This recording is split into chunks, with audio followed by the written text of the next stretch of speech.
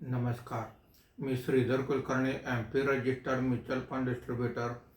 आज आपल्याला भारतीय शेअर बाजारात काय घडामोडी घडल्या या संदर्भात थोडक्यात माहिती सांगणार आहे.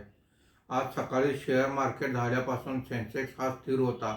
दिवसभर फार मोठी चढउतार झालेले नाहीत. आज मार्केट बंद होताना सेन्सेक्स हा 70 पॉईंटने घसरून 76,766 वर बंद झालेला आहे. निफ्टी हा 10 पॉईंटने घसरून 23,985 वर बंद झालेला आहे. BSE IT इंडेक्स सर्वात जास्त म्हणजे 3.05% वर आहे. BSE reality index 2.19%, BSE consumer durable index 1.32% वर आहे. BSE कॅपिटल गुड्स इंडेक्स 2.40% खाली आहे. निफ्टी मिड कॅप इंडेक्स 0.08% वर आहे. निफ्टी स्मॉल कॅप इंडेक्स 0.22% खाली आहे.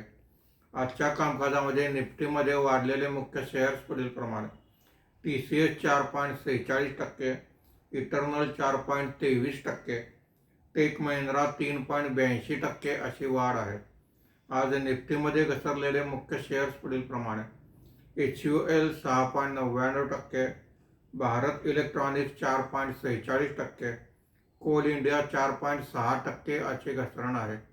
आज FIIने 755 कोटी रुपयांची, देशीय वित्तीय संस्थांनी 1664 कोटी रुपयांची खरेदी केलेली आहे.